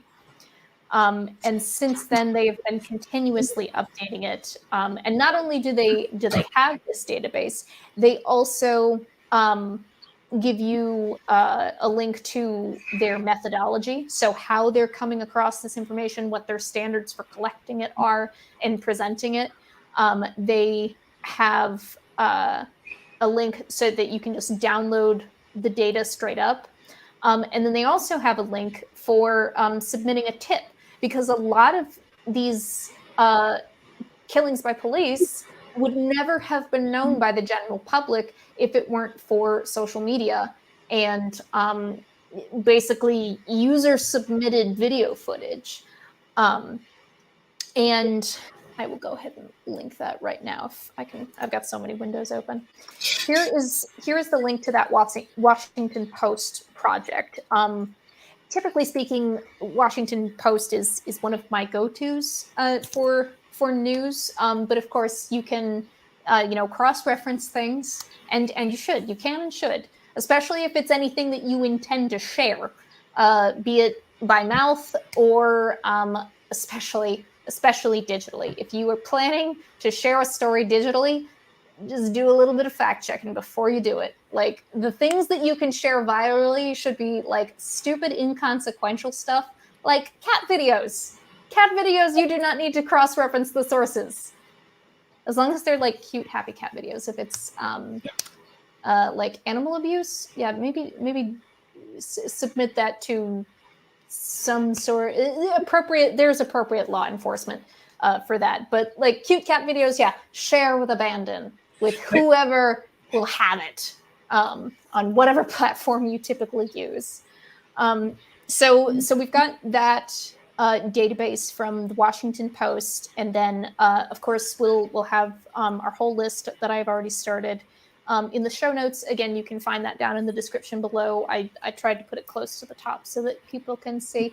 Cat juggling, Rick, we do not speak of this practice here. It is unspeakable and horribly cruel. Great. Now I'm gonna. I love the jerk, but I used the cat juggling thing in a short play that I wrote many years ago with a friend of mine, and like definitely went the route of like, I just can't get the look of their poor little button noses out of my mind. There was one man, he specialized in Egyptian hairless. It was somehow all the more horrifying because it was like he was juggling tiny old people. And that one's going to stick in my brain for a while. Thank you. So yes, we've got in the show notes you can see all kinds of media fact checking and bias checking. Just so you can get some type of idea, and there's various ratings that you can kind of cross reference things with and come to I will say a flexible conclusion. Because if you have a very solid opinion on something and you are like, nope, I have the information and this is what it is forever and ever and ever, it's good to remain like lightly flexible, because what if new information comes to light? Very important. The other thing that I wanted to do, I'm going to go just to my YouTube here. I wanted to give you guys a list of a non-exhaustive list of a few YouTubers who, since you're already on the platform, who I think are very good for folks to watch. And most of them do like a variety of content. And I think part of the reason that they don't have a focus on like just issues of racism and colorism, but they also, but they go about that very thoughtfully. I think that most of them don't feel like they can only focus on that, because if they do, everyone's just not going to listen to them. They're going to call them loud, aggressive SJWs, you know, and they're going to get the worst of it. A lot of them are women or AFAB non-binary people, and a lot of them are darker, black-skinned, as opposed to lighter-skinned. But they create some very thoughtful content on the Black experience in the United States, racism, colorism, and specifically looking at systemic white supremacy.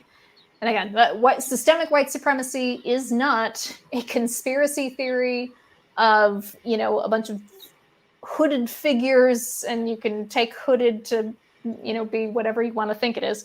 You know, conniving and scheming to keep the Black folks down and make sure that the white people have the best of everything. That's not what it is. Systemic white supremacy exists very unconsciously for a large portion of the country, I think. It exists consciously for a lot of people too. And on both ends, it's kind of to varying degrees. So first person that I am going to recommend to y'all is Cat Black. She is a Black YouTuber. She has been on YouTube for a really long time and made all kinds of different content. I really enjoy her stuff that is political. I enjoy her stuff that's less political. She's pretty chill about most things. And I think she is not just very good at like presenting herself as nonpartisan, but like she actually is. And she's really good at, you know, at saying like, look, this is my personal experience. Some other people have other experiences, but you can't tell me that my experience isn't real, because I experience it. And I think she's also unwilling to let people just kind of lay blanket accusations against men, against cisgender people, against right-wing folks. Like she's very clear what her positions on things are. Like she's definitely I don't know that she doesn't think of herself as a radical, but I think a lot of people would find a lot of her positions radical. I have put a link to Cat Black's channel in the chat there. And then I want to show you Khadija. And I want to say that Khadija's last name is pronounced Mbawe, but I am not entirely certain of that. I love Khadija. I am like, I'm kind of infatuated with her. As far as I know, Khadija uses they, them pronouns, and I think that is exclusive. But I'm kind of in love with them.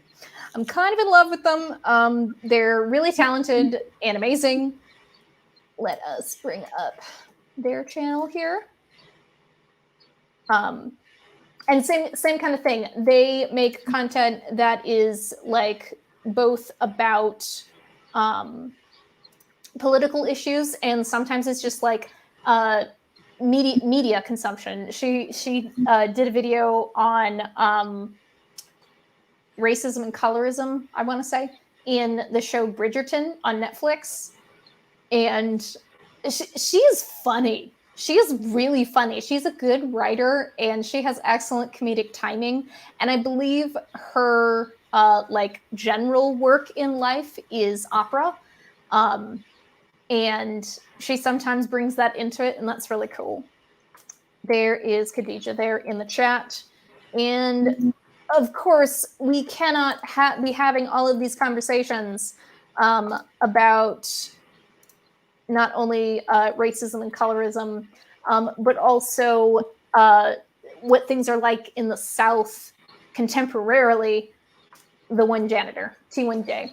I don't know how he does not have more subscribers than he does. He's sitting at 263,000, but T1J is another person just like Kat who has been on YouTube for a really, really, really, really, really long time, like almost since the beginning.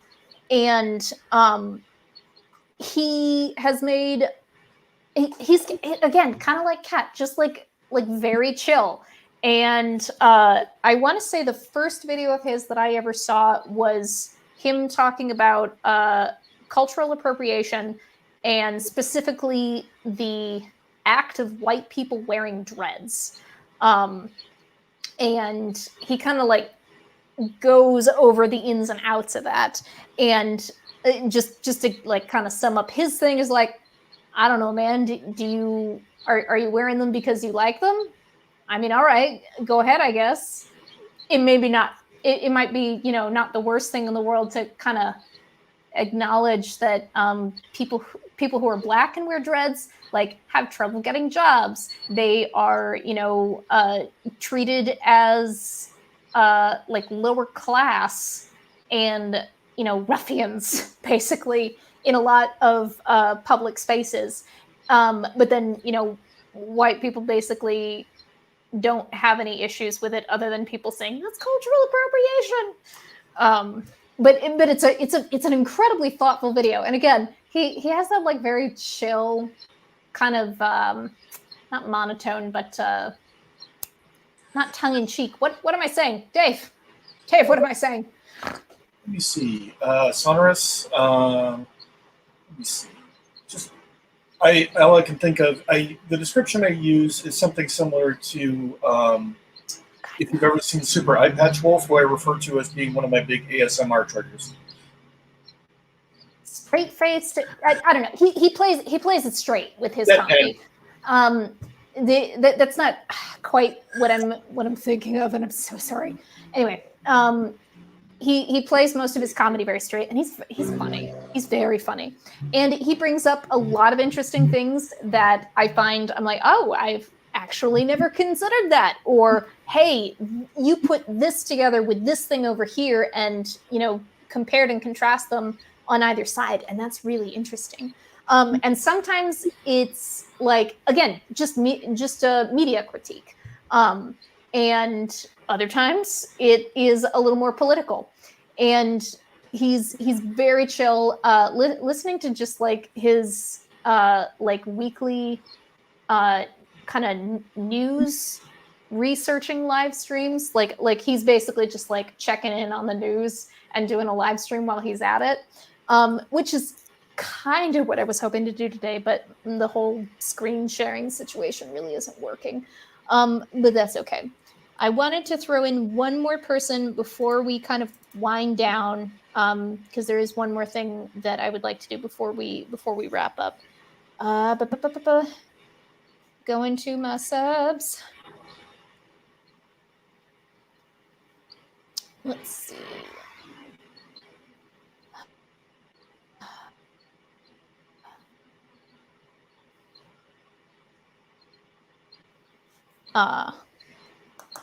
The Young Turks, but I don't watch it very often anymore.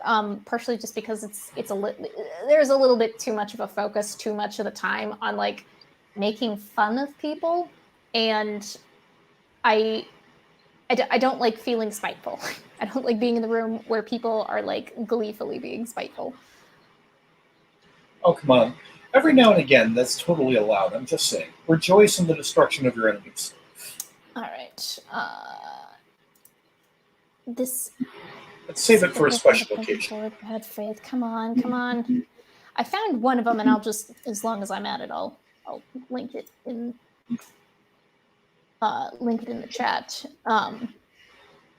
Amanda Mariana. I haven't watched a whole lot of her. I'm still kind of new to her channel, but I have been enjoying it. I am going to be so mad if I cannot find the person that I am thinking of.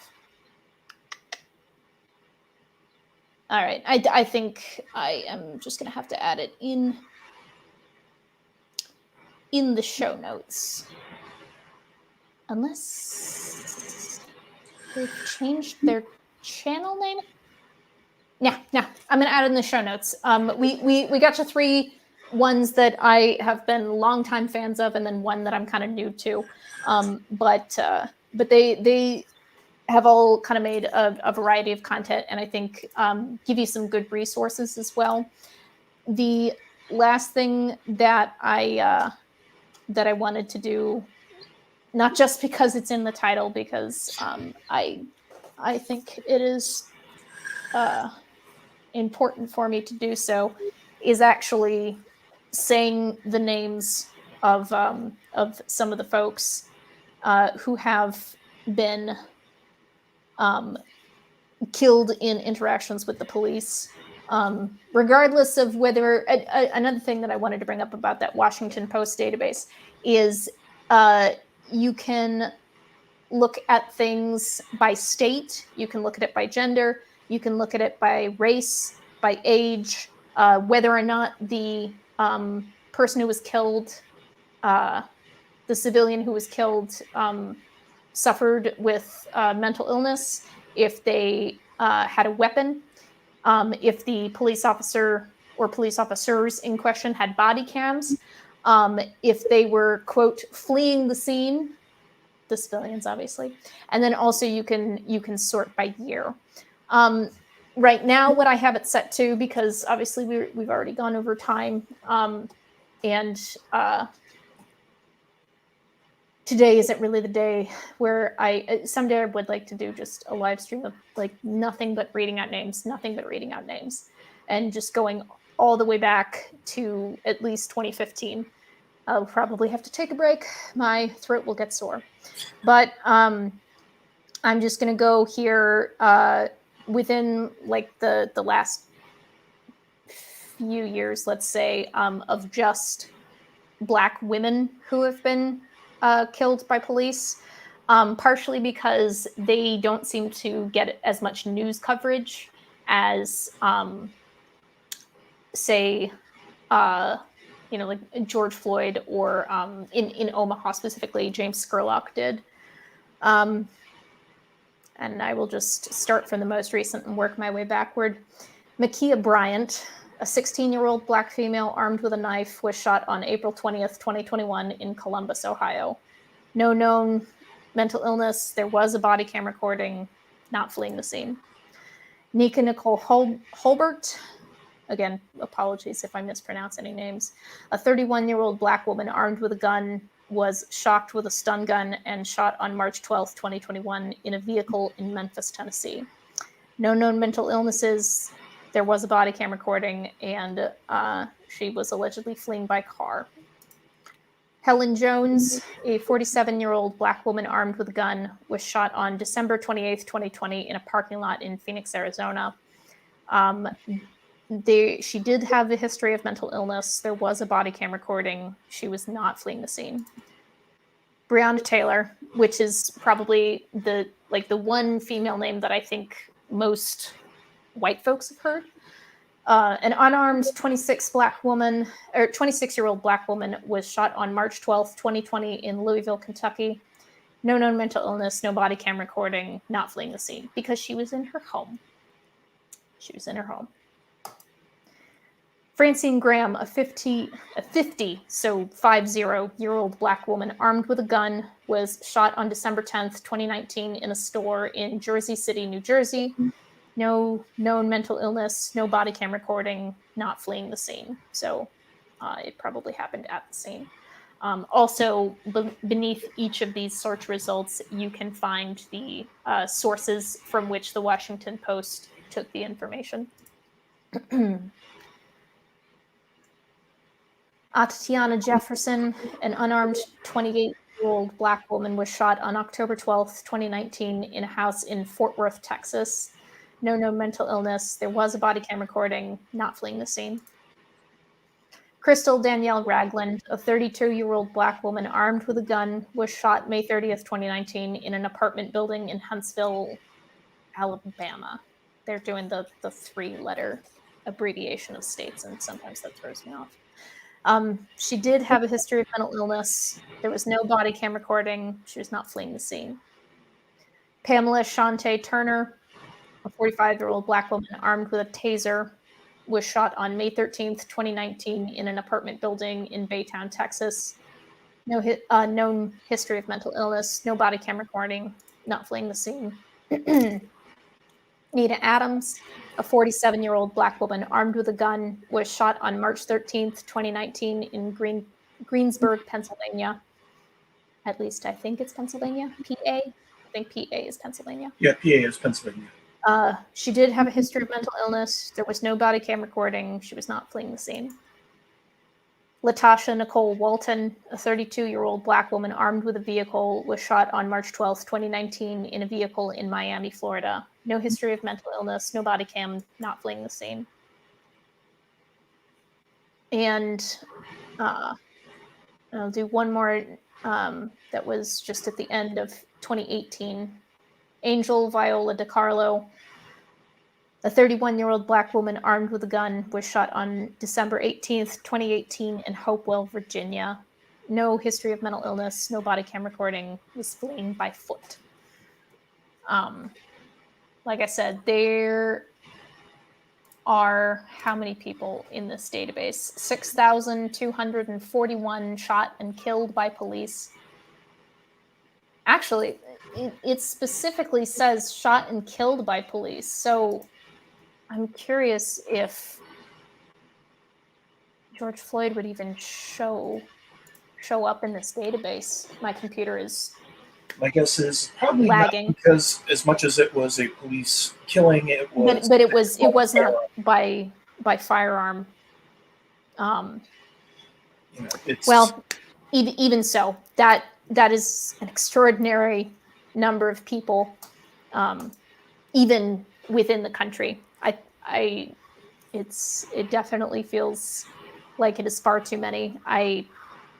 We can talk another day about, possible alternatives to current methods of force. I know that there are people out there who make non-lethal crowd control weapons, but of course, non-lethal is also put to like pepper balls, and pepper balls, are technically non-lethal, but like the effect of it is so extreme and lasts well beyond. I think there may have actually been someone last year who ended up dying after having, I want to say it was pepper balls. I'll double check myself and put it in the show notes.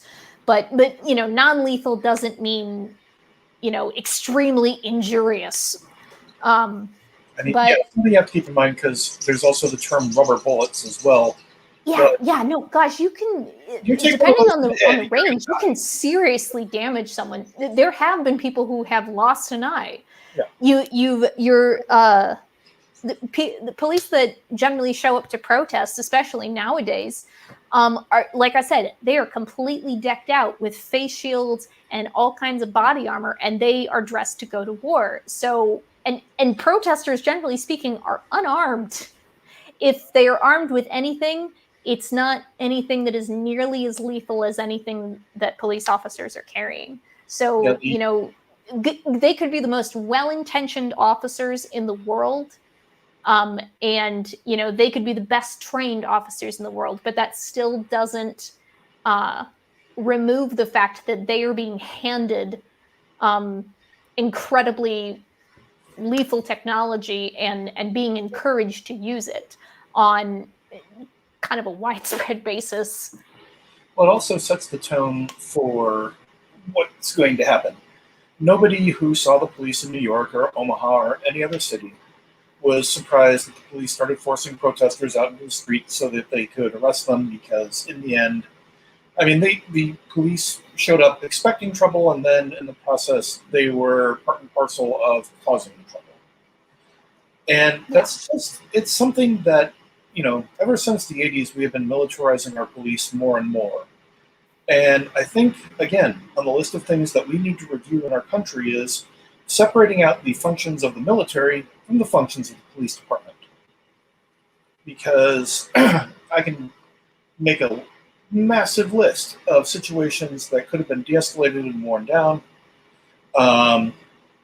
But instead, because of the way the training is done, and also because of the mindset that is created in people who are carrying weapons of certain types, or if you're dressed up in your uniform and body armor and riot shields and everything else, it creates an expectation of what's to follow. Yeah. You know, and that again, like basically communicating that sense of panic. They aren't going there. They do not appear to agree with the image that the protesters have of themselves, which is that they are peacefully protesting. But when police show up like that, yeah, you're gonna make me fucking panic, because like you are and it's not even like, well, it limits your approached with a sense of like, well, just in case. It's like, no, we're fucking ready. Well, it limits your ability to interact with the person across from you, and this is both sides. It limits your ability to interact with the person across from you on that line in a human way. Yeah. It immediately creates a confrontational atmosphere. Mm-hmm. I mean, okay, if I'm sitting around and if I'm the tactical officer, I want uniformed officers up front, no riot gear. I will have riot officers standing by ready to go if things break out. Mm-hmm. But, you know, there were enough police on the streets those nights to be able to sit there and go, front line, let's sit down and try to de-escalate the situation, escort rather than this.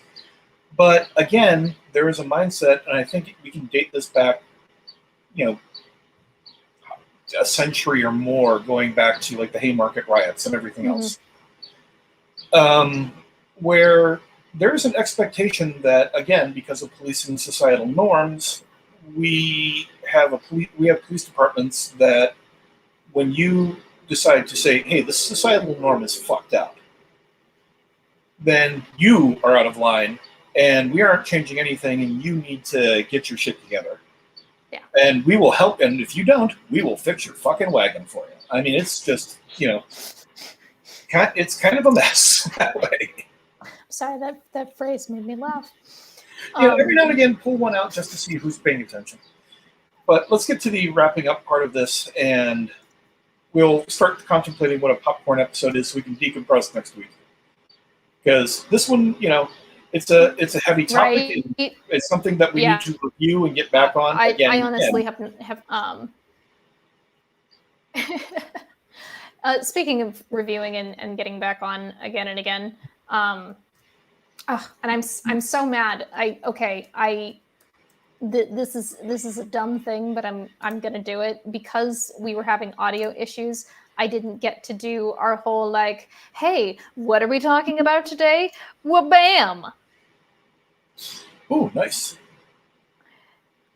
And then I also didn't get to do my, oh, well, now remember, everyone, this is going to be a messy, uncomfortable, distressing conversation, potentially, which isn't a bad thing, but also I want you to take care of your brains. So, one moment, I'm going to take off the ticker thing. So, just in case, I want to remind you, wabam.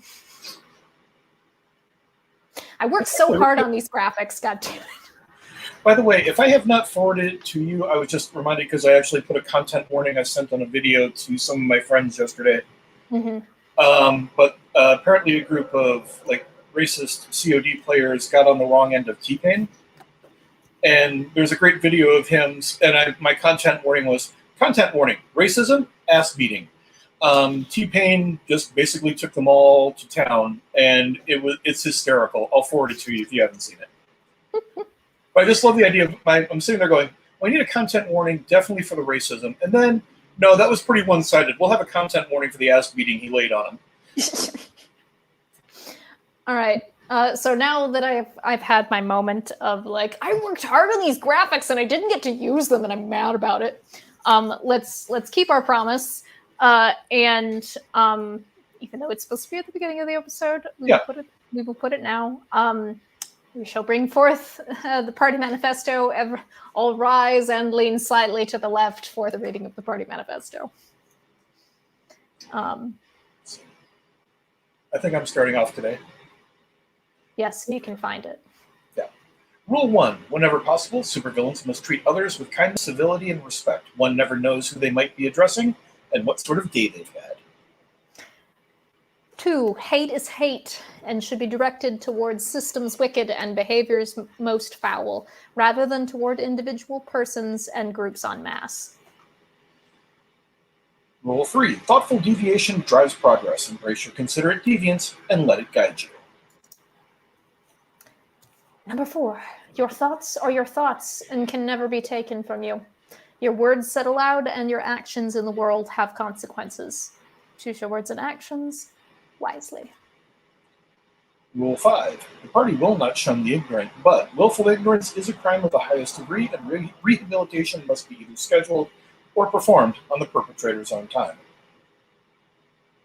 And finally, number 6, the party, much like Socrates, knows for certain that they know nothing for certain and reserves the right to refine and amend its manifesto on an ongoing basis. And even though I did have, the proposed amendment that I wanted to bring to the table, we will save that for next week. Okay. I am going to put one more thing in the chat here. If y'all would like to just go and watch that after this. Although this was a lot, so maybe save it for another day, but you can queue it up if you haven't already seen it. This is the video that I was referring to earlier that I wanted to do a share screen on. Maybe we'll be able to do that next month after we switch live streaming services. Right now we're using StreamYard. We are going to be using something else come next, I think it's the 15th our subscription is up. Or rather the 14th. We will need to have something new by the 14th at the very, very latest. But that video there that I just put in the chat is to the Last Week Tonight episode entitled Police, and that's the one with the video clip at the very, very end of Kimberly Jones. I'm not even going to try to describe it. I can't. As John says, she puts it better than any of us ever could, and I cannot watch it without crying. So be careful with yourselves, and try to take it. But if your body and mind is just like, I can't right now, take a break. Take a break. But I would encourage everyone to watch not just that entire Last Week Tonight segment, but specifically that clip of Kimberly Jones.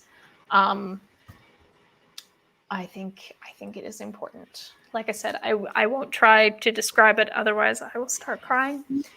And we're at the end of the episode.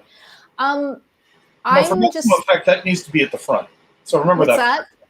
Said for maximum effect, you crying has to be at the front end of the episode. No. God, are you? I was gonna do full screen so that we couldn't see our faces while that was going on, because I wanted to give her focus. But while I was doing a test run of it before I grabbed you, my face was so red and damp. But yeah, I'm just gonna go ahead and say that next week's popcorn episode is going to be a surprise, because I don't want us to just come up with something randomly on the fly. I'd rather it be a good popcorn that we have like given thought to. But of course, if you contact us. I was just going to say, if you have suggestions, I would love to hear them. You and whether or not you do have a suggestion for next week's popcorn topic, please leave a comment. It helps with the algorithm, yada yada yada, engagement, analytics, blah blah blah.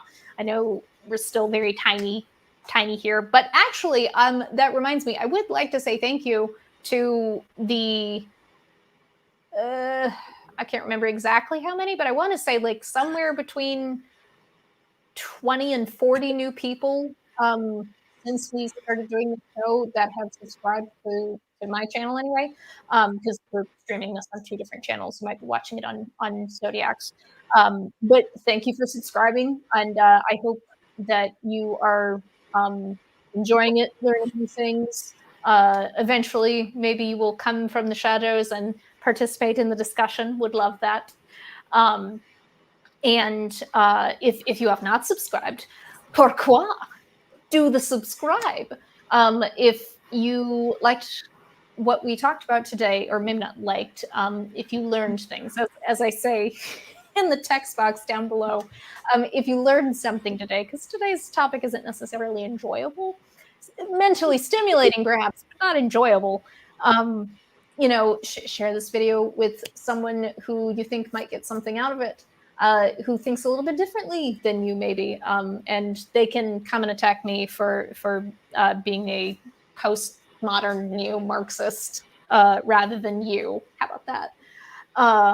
Yeah, drop us a like, do a subscribe, check out the show notes, and tell me if the website is working. Like I said, I'll be going back. You might want to give it a few days. But you can go there and see what I've got now. Give it a few days. I'll have more stuff listed up on there as I go back through the episode and have a listen. Because you might not have been able to tell, but this is kind of just all on the fly for the most part. I write a little bit of stuff, but it's usually just like jokes that get inserted here and there. The conversation is mostly improvised.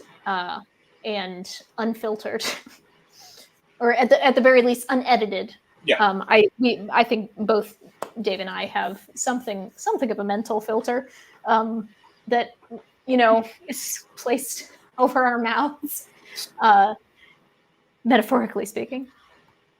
We will see you next week. Hopefully it will be right at 4:30. But if you haven't noticed, I have been very sneakily, occasionally jumping ahead the scheduled time for the premiere if we are running a little bit behind. But generally speaking, we begin between 4:30 and 5 Central Time.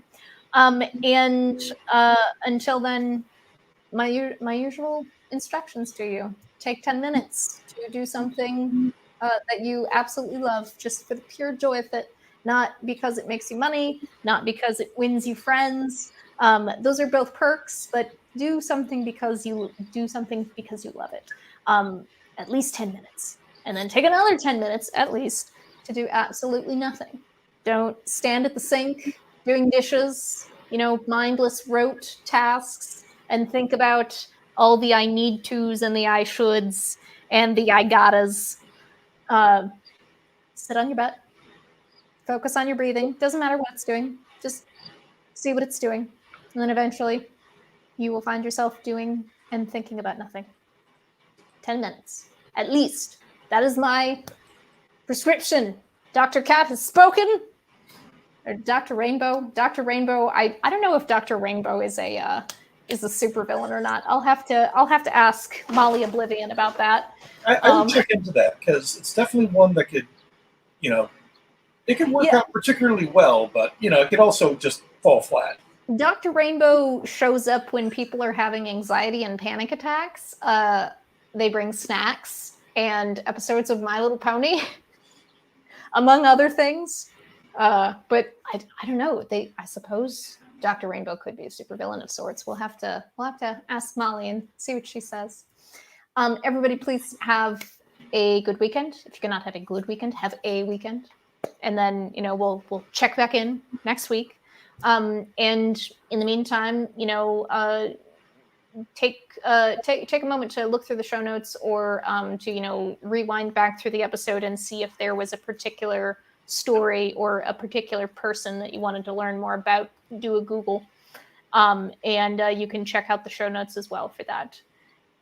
Have a good evening, everyone. Thank you so much for turning up. My loves.